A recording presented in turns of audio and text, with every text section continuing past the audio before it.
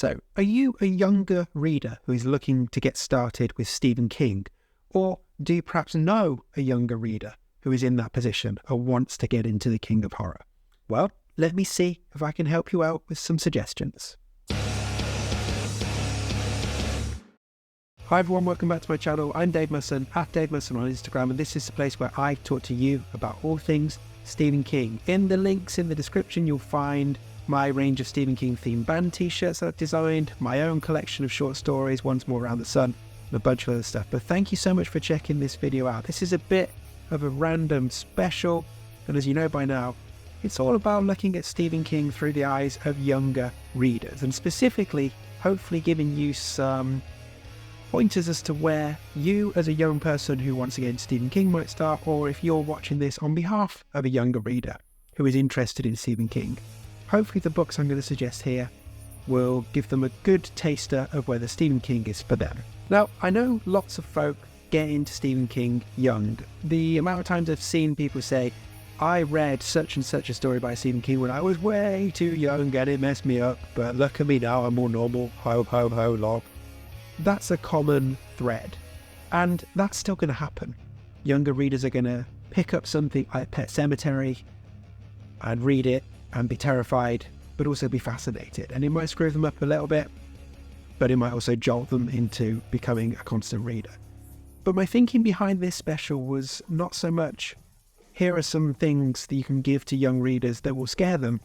More like, I'm not even looking at it from a point of view of, here are some ways so you can ease them in. Just some examples of Stephen King's work that might get people interested at a young age. So some recommended reading for younger readers from Stephen King's vast bibliography. Of course, particularly if you're a parent, you know your kids. Let them read whatever you think they can handle. But hopefully the books in here will be some useful guidance for you. Should say again, these books do contain stuff that might be a bit disturbing, but what I'll try and do when I whiz through these stories is give you an indication of quite how scary they are, how gory they are. And yeah, again, parents watching, guardians, it's still up to you to dig a little bit further if one sounds interesting, just to be sure that your young person is going to be okay with it. And if you're a young person watching it, well, again, make your own judgment, maybe look up online a little bit more, but I think the ones I've picked here, you'll be good to go with. So in this special, I'm going to go through in a spoiler-free way 13 suggested Stephen King books for younger readers, ones that I think younger readers will enjoy and could be a great pathway into them or you becoming constant readers. And that's what Stephen King refers to his fans as, for anyone watching this wondering what is he going on about. I should also say I am indebted to my friends in the Losers Club podcast Discord for helping me out with some of the ideas here. I don't have that classic King journey of picking something up way too young or in my teens and being hooked. I got into Stephen King in my 20s, so I'd kind of built up a lot of resistance. I'd got into horror things and all of that. So I didn't have that same jolt. So it was really great to tap into that hive mind and get some suggestions from there as well of things that they might have read when they were young, or younger people they know have read as well. So thank you to my friends in the News Club Discord. Much, much appreciated. Okay, let's get into this. Here are 13 Stephen King books that I think would work for a younger reader. So I'm going to start off with a story that's collected in different seasons called The Body, which you can get as a standalone book. I don't have a standalone copy yet. I realised that as I was preparing this, and really should because my shelves are lacking it. But The Body is a great place to start. The Body is the story that was turned into the movie Stand By Me. It's a story of 4 friends, preteens, I think they're all 12 years old, and they've heard that a local kid has gone missing, and they hear that his body has been spotted out in the woods by a train track. So they decide to hike off into the woods together and try and find that body because they want to be the heroes of the local town to say, we found that kid. And it's this wonderful coming-of-age story. It's not particularly scary at all. There's a dead body involved, and there are some moments of threat involving some bullies, and some darker moments in terms of discussing grief and things like that. But really, at its heart, it's just four friends cementing their friendship and just having this moment, this weekend that defines their friendship and is kind of the pinnacle of their friendship, and is something that their friendship almost falls away from afterwards. But it's love at the core of this story, and it's just wonderful. So definitely a great place to start. The second is Eyes of the Dragon, which is a fantasy novel that King wrote initially for his daughter, who was about 12 years old at the time, and she was complaining to her dad that he didn't write anything that she could read. So he wrote her this story of dragons, of kings, of princes, of wrongdoings, of being imprisoned in towers, of trying to escape, of magic, of two-headed parrots. It's got loads of great stuff in. And this book also has some very cool illustrations. And I'm not picking that out because I think younger readers need pictures. Far from it. I just think it works for the fantasy element. You get these really beautiful pencil drawings. If you're into fantasy stuff, I guess like Hunger Games, Lord of the Rings, the George R.R. Martin one that I can't remember the name of now. You know this stuff. All of the big fantasy things. I think you'll really enjoy this. Okay, sticking in the fantasy realm, my third pick is The Talisman, which is a book Stephen King co-wrote with Peter Straub in the 80s. It is a fantastical fantasy adventure of a young boy who has to travel across America to rescue a talisman, an item that will help save his dying mother. And he can do this by flipping between worlds, so flipping from our world to a parallel world called the Territories. And things that happen in the Territories have a knock-on effect in our own world. It's not my favourite Stephen King book, but I think it works for younger readers because it does have that sort of swashbuckling adventure to it. You know, you've got these two worlds, you've got these weird characters showing up, and there's stakes in this. Like, Jack, the main character, has got to rescue the talisman and has got to get home to save his mum. So Jack is about 12 years old again in this, young protagonist. He has lots of adventures over the course of these pages. It is quite a lengthy book.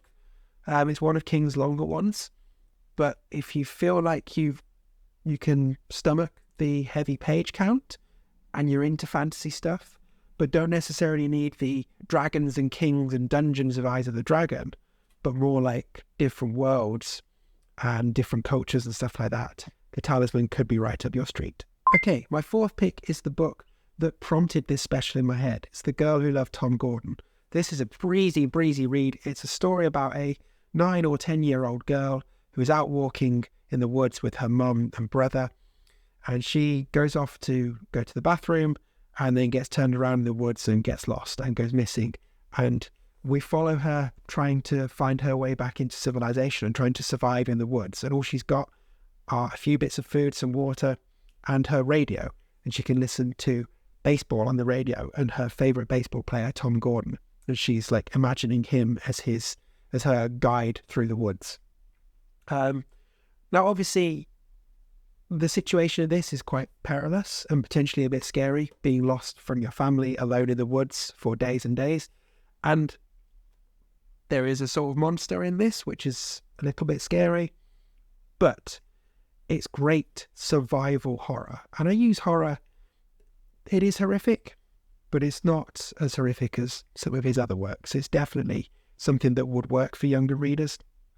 For those of you who are not American, the baseball references might go over your head a bit, but just go with it.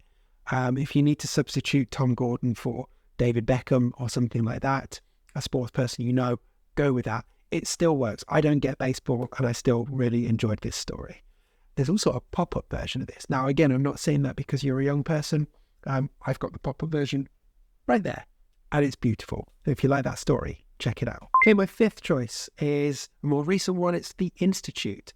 So this is a story. The Institute is a seedy government building that basically kidnaps talented kids who've got like psych abilities, who can do stuff with their brains, make things happen.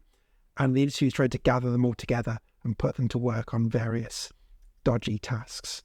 But our main thrust of the story is the young people in this and seeing them band together, get over the shock of being kidnapped and try and work out what they can do to break out of the institute and whether they can take back control. There's some really great young characters in this.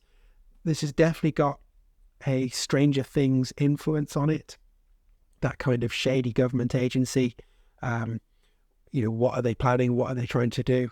And I know this one has resonated with younger readers just from being online over the last few years and seeing people's reactions to it. So this could be a great starting point for any young reader, particularly if you're into Stranger Things and all of that kind of stuff.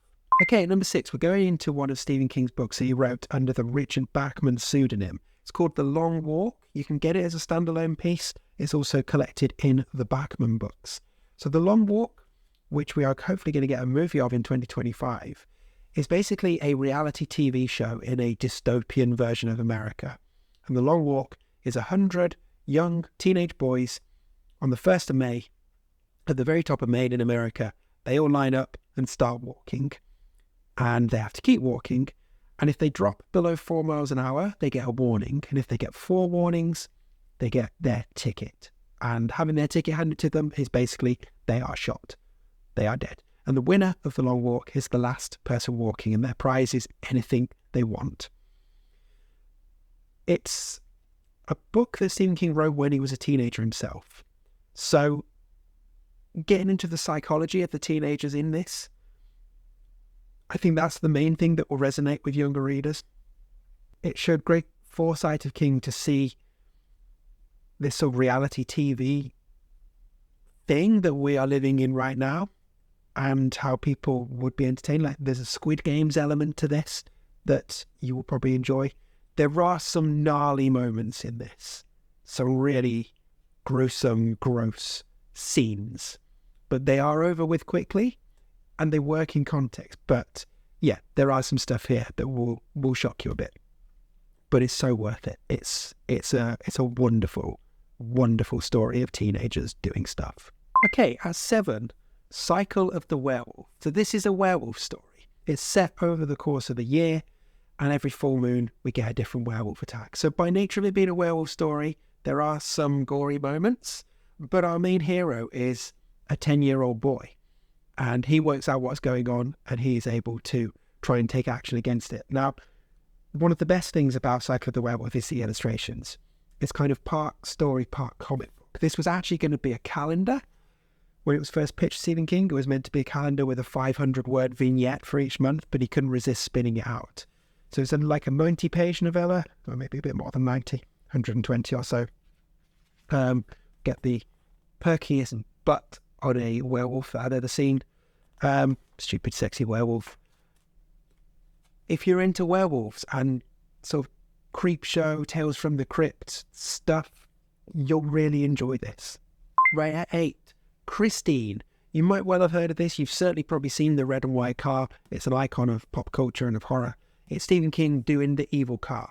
But this one works for younger readers because it's all teenagers at the heart of this. It's 3 high school students. And it's, as much as it's a story about an evil car, it's a story about friendship and about how relationships change as you get towards the end of high school and as you get older, as you start meeting people that you're attracted to, how that affects your longer term friendships, what obsession looks like for teenagers. Just so many good stuff. And it's got an evil car who takes down some of the bullies. Like, there's some great kills in this. Is it scary? I mean, it's kind of scary, but in a very sort of pulpy, fun way. This is more of like, imagine the car almost as a slasher. So rather than being like this deep psychological horror, it's just this campy, pulpy comic book thing that is an absolute romp. And another hefty page count, but this one you will burn through it, honestly. And at its heart, it's that friendship. It's the drama of high school. There just happens to be a killer car involved. So at 9, you can dip into the Gwendy's trilogy. So this is Stephen King and Richard Chizmar. They worked together on Gwendy's Button Box, which is the first book, and then they came back together for Gwendy's Final Task, which is the third book. Richard Chizmar also wrote Gwendy's Magic Feather, which is the second one in between. And And this is a story of a teenage girl who is given responsibility for a box with lots of buttons on.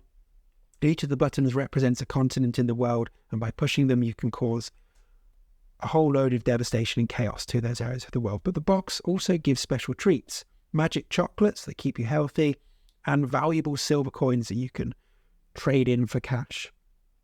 And we follow Gwendy Peterson, who is being given this responsibility, and we see how she copes with that. It's a great story of responsibility, about growing up, about the pains of going through your teenage years, and it's another breezy read as well. And it's kind of got this what would I do thing about it. And I love the actual button box itself. It's a great, mysterious, magical item. So yeah, it's a solid choice. And if you like the first one, definitely pick up the second two.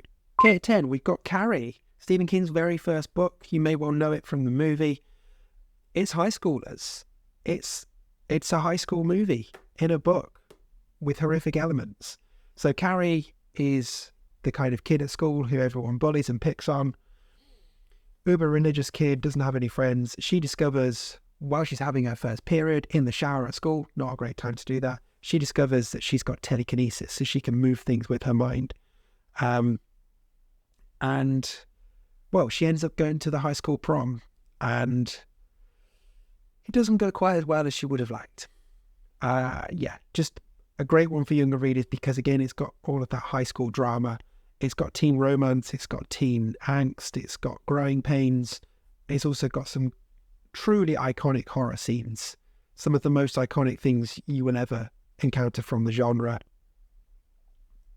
I don't think it's as scary as it would have been when it first came out in the 70s because it's influenced so much that we've been desensitized to it. But yeah, it's great.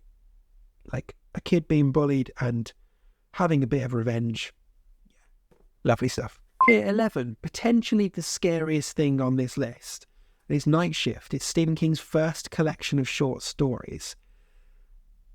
This is a wonderful starting point, particularly for any younger readers who want to test themselves on Stephen King's horror work. There is some really scary stuff in here, but they're all short stories and they're all presented more as a kind of story with a sting in the tail. So they will shock you, but you're in and out and over it quickly. That's not to say the images won't linger, but there are some great stories in here. The Boogeyman, which was a movie recently, is in this one. Eye on the Doorway is quite an iconic one as well. Battleground is a great one involving toy soldiers, and you'll never look at them the same way again. Just some wonderful, wonderful tales in here. Like I say, a great way to dip your toes in the water of his scarier stuff. So yeah, give Night Shift a try. It's really good. And if you like this, all his other short story collections are also really good.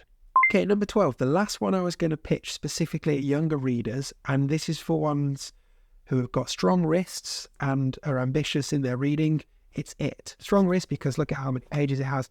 So It, you probably know, it's the one with Pennywise the Clown. More than anything, it's about a group of 7 young friends who band together to overcome adversity. It's one of the most beautiful books on friendship I've ever read. It's also really scary. So It, Pennywise the Clown, can take the shape of your fears because you taste better when you're scared. Like, it's so good. There are some very dark scenes in this. And there is one scene in particular that is quite controversial that you might want to look up and read about. Personally, I think it works in the context of the story, and I don't think it's glorifying what conservative people who hate Stephen King might think it is. But maybe some reader or guardian discretion advised around that particular scene. It's the sewer scene. Look it up, you'll find it. But honestly, particularly if you've given some of these others a try and you're ready, and perhaps if you're looking for something over the summer holidays, the summer breaks, or the vacation, get your teeth into that. And if you liked the movie, you might have already watched the movie. The book's even better. Okay, now one more for you at number 13. This is perhaps pitched at a slightly older reader, but Hearts in Atlantis. The reason I'm picking this is because this is all about college, basically. College in America during the Vietnam era, but there's so many of these stories are, well, you get the full spread of life, really. The first story in this is like 12-year-old kids, and then some stories of college kids, and then young adults, then older adults. But I think for a college-age reader, this would be really good. And at the heart of this tale also is boomers as well, and how they kind of mess everything up. So this could be one to do a buddy read with the boomer in your life. You could get into Stephen King together. Wouldn't that be nice? Okay, there we go. A bunch of suggestions for Stephen King aimed towards younger readers. I hope that was helpful. If you do give any of these a try and you get on with them, come back here and let me know. I'd love to know if this list was useful for you at all. And also, if you're watching, let me know what King book you read when you were young, if any. You might have other suggestions that people might want to pick up on. Drop them in the comments. Maybe indicate if there's any things that parents or guardians might want to check out. But there you go. Here's some suggestions for Stephen King for younger readers. Thank you for checking out this special. Hope you enjoyed it. Subscribe if you did. Check out the links to my own collection of short stories. Hey, younger readers might like that as well. You never know. They're not overly scary. They have some grim moments, but they're also kind of fun. Check out my range of Stephen King band t-shirts, blah, blah, blah, all of that stuff. Thank you for watching. See you again very soon.